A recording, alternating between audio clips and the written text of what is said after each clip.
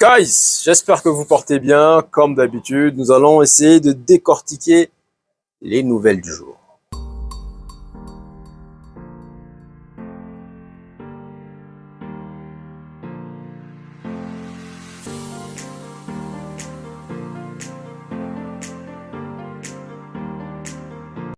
Alors guys, déjà pour commencer, j'aimerais dire well done à Arsenal. Je ne sais pas s'il y a des fans d'Arsenal qui regardent, mais en tout cas, j'aimerais prendre le temps de les féliciter. Félicitations, cela va faire 14 ans quasiment qu'Arsenal n'avait pas vu l'ombre des quarts de finale. Donc sincèrement, well done guys. J'ai regardé un peu la fin du match hier, les prolongations, la séance de tir au but, le double arrêt de David Raya. Donc well done guys, chapeau.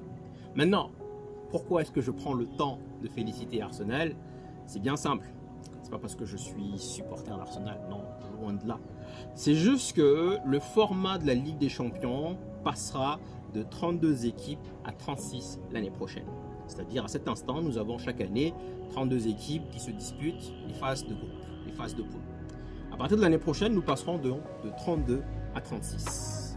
Alors déjà, nous avions dans un premier temps les 4 championnats donc, qui sont l'Angleterre, l'Allemagne, l'Espagne et l'Italie.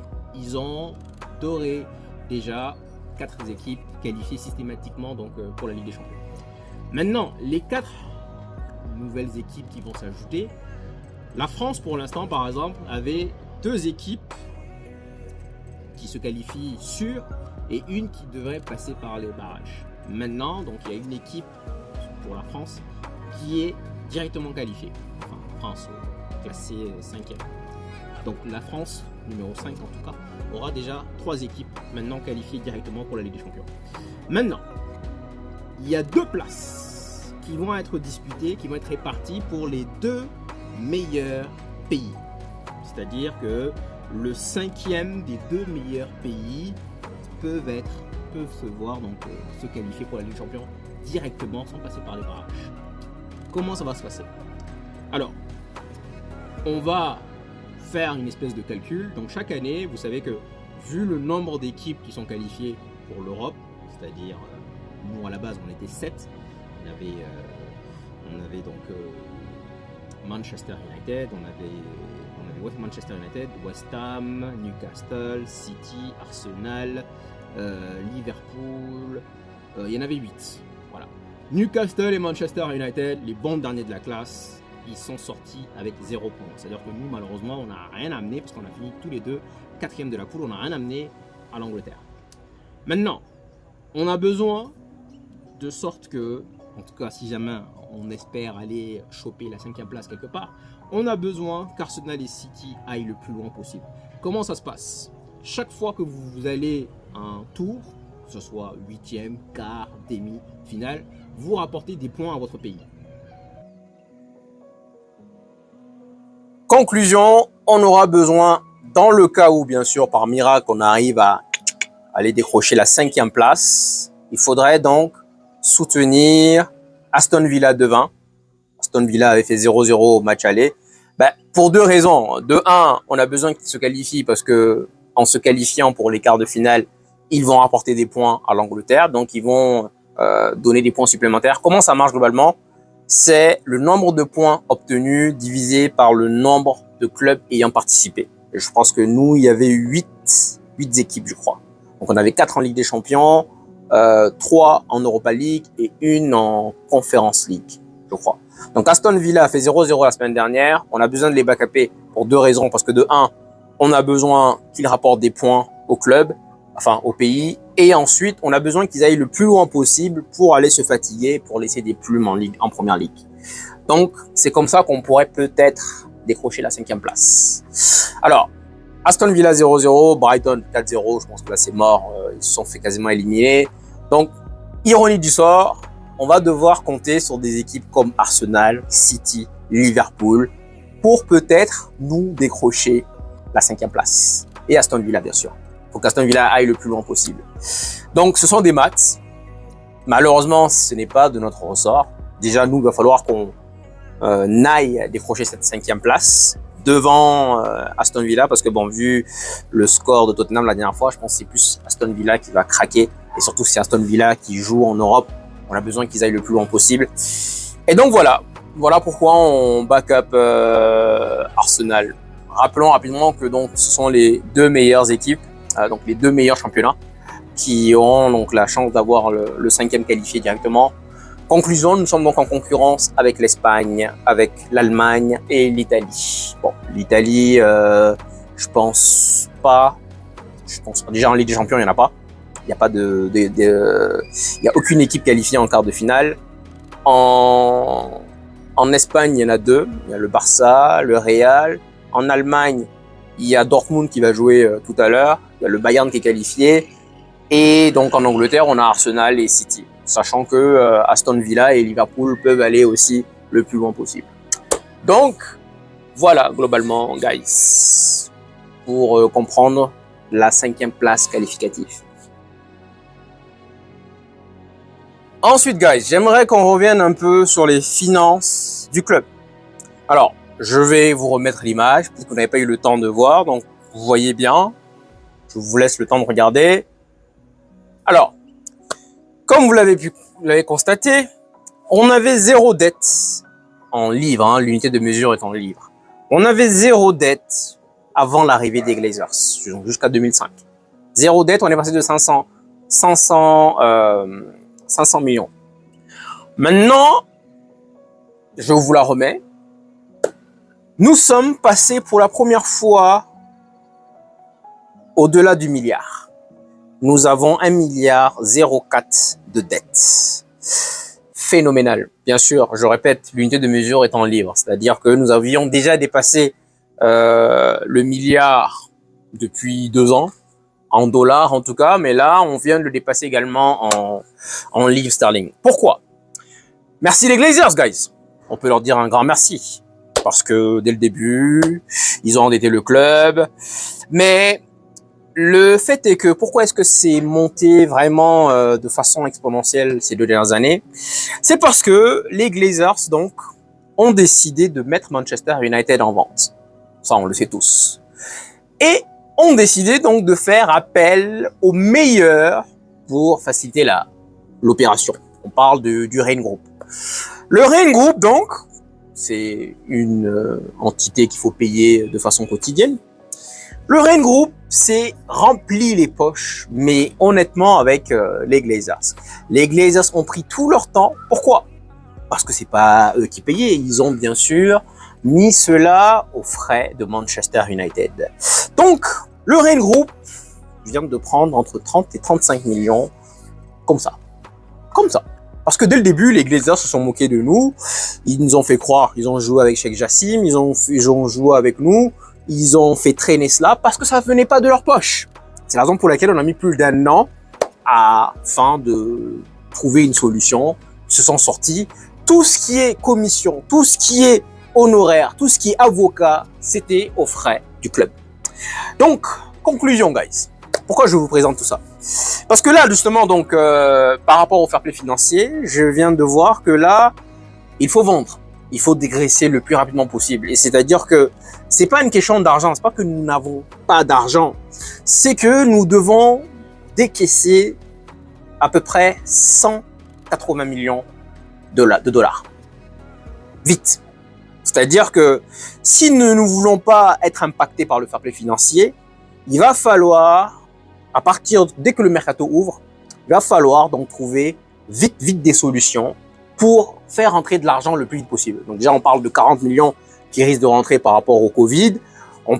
C'est la raison pour laquelle je vous parle de ça, parce que tout est lié.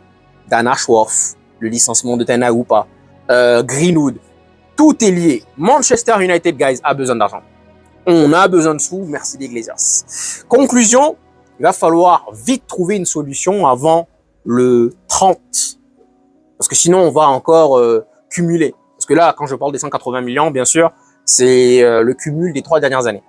Donc oui, le club vous vient, ils font l'éloge, soi-disant qu'ils ont encore fait un chiffre d'affaires pour le 2e trimestre, mais ils ne disent pas que voilà que la dette s'est amplifiée, a augmenté, et du coup, ça nous met des bâtons dans les roues dans tous les domaines parce que il va falloir, comme je répète, il va falloir décaisser 180 millions. Je vais essayer de vous trouver un peu plus d'appui. Bon, pour l'instant, j'avais lu dans United People, mais en tout cas, il va falloir trouver donc 180 millions le plus vite possible. Pas forcément 180 millions, mais en tout cas, il va falloir faire entrer le plus d'argent le plus vite possible. Vite, vite, vite, vite, vite. Donc, on peut remercier les Glazers, hein, sincèrement, dire qu'il y en a qui les défendent. Je me dis no comment. No comment. No comment. Donc, ils ont pris tout leur temps, tranquille, aux frais de la princesse, bien sûr. Et en plus de cela, ils se permettent de faire des voyages au dos du club. Où voulez-vous aller avec de tels propriétaires, s'il vous plaît? Qui s'en foutent royalement du club, qui sont là en train d'éditer le club. Et aujourd'hui, donc, on est passé, donc, guys, en 2004, on n'avait rien. 20 ans plus tard, on a 1 milliard. Et je ne sais même pas si ce n'est pas que la dette, si la dette des autres clubs n'est pas dedans. Je ne pense pas qu'elle y est, parce que normalement, si elle était dedans, on était déjà à 1 milliard 300. Mais là, je crois que c'est que la dette qu'on l'on doit aux banques, des intérêts et autres. Masterclass. Ensuite, guys, il y a un autre point sur lequel j'aimerais taper, parce que ça m'agace vraiment, c'est le retour des blessés. Mais pas que le retour des blessés, c'est le retour des blessés et les sélections.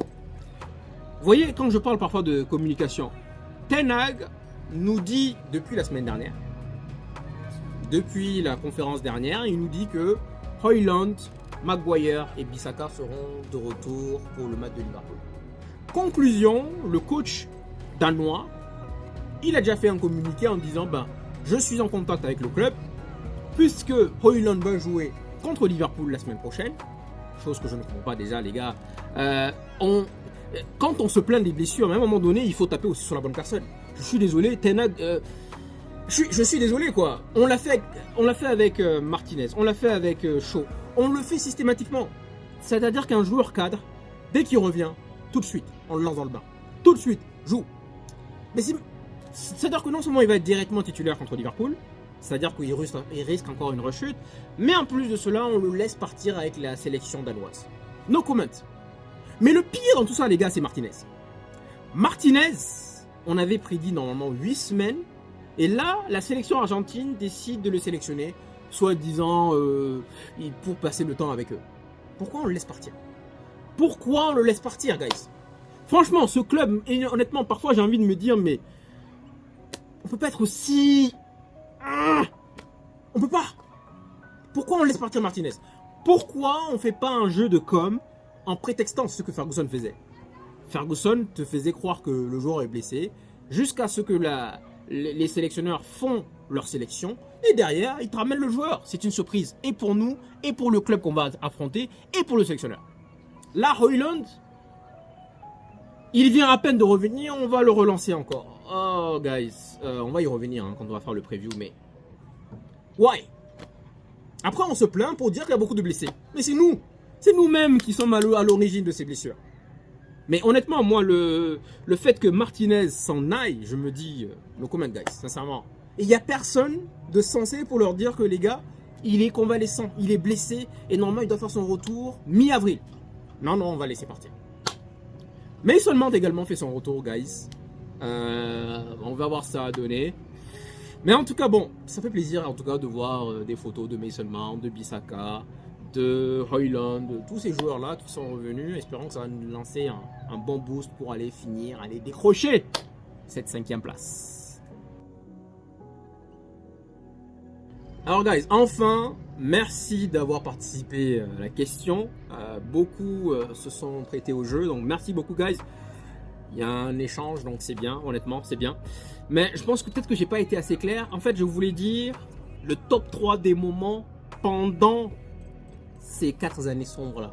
C'est-à-dire que j'ai eu, par exemple, quelqu'un qui m'a dit City ou Pogba met un doublé. Bon, ça, c'était la 2e année de Mourinho, donc elle n'était pas parmi les 4 années. J'ai un autre qui m'a dit le 4-0 contre Chelsea. Bon, ça aussi, c'était pas parmi les... Donc peut-être que j'ai pas été assez clair, je suis désolé. En fait, ce que je voulais dire, c'était les 3 petites étincelles, 3 meilleures étincelles que vous avez eues pendant donc ces années sombres-là. Alors moi, je vous dirais clairement Je vous dirais le 5-1. Donc le 5-1 contre Midtjylland.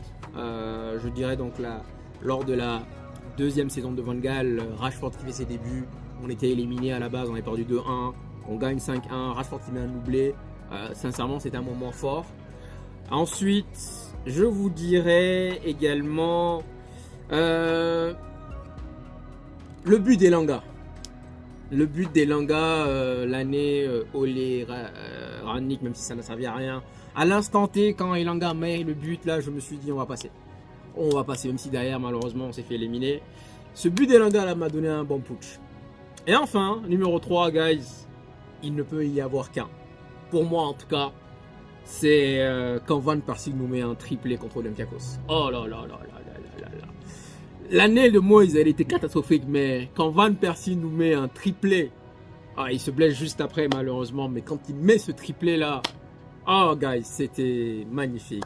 La sensation du moment, pour moi, c'est le meilleur des moments. En tout cas, parmi ces années sombres. Après, bien sûr, il y en a d'autres, mais parmi ces années sombres, quand il commence à marquer, et surtout qu'il nous met sur un coup franc, oh, spectaculaire, guys, spectaculaire, guys. On va continuer les jeux. Je vais voir. Faudrait que j'y réfléchisse. Merci, guys, d'être arrivé jusque-là, honnêtement. Merci infiniment. Ça fait plaisir. On grandit petit à petit. Et je vous dis encore merci, sincèrement. Merci pour vos commentaires. Et encore une fois, même quand on n'a pas le même point de vue, merci de me donner parfois un autre angle. Même si moi, j'ai pas pensé. Et souvent, ça arrive. Merci, guys. Merci infiniment. Prenez soin de vous et je vous dis à la prochaine.